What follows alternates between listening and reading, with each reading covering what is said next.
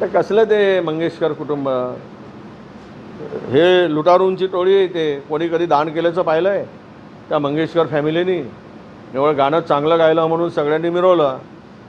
लता दिदी, आशा दिदी, हे दिदी ते दिदी. अरे तेवढं जर समर्पण असतं लोकांसाठी आणि देशासाठी तर ते सेवा केली असती. हे काय, मी पहिलेही बोललो, हे सगळं मॅनेजमेंट आणि हे त्याची स्टोरी मी वाचतो आहे रोज.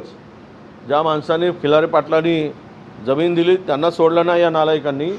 हे कसले माणुसकी आहे यांच्यात?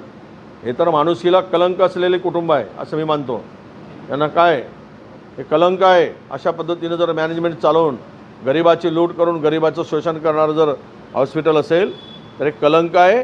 आणि याला कोणी साथ देऊ नये, यांच्यावर कडक कारवाई झाली पाहिजे.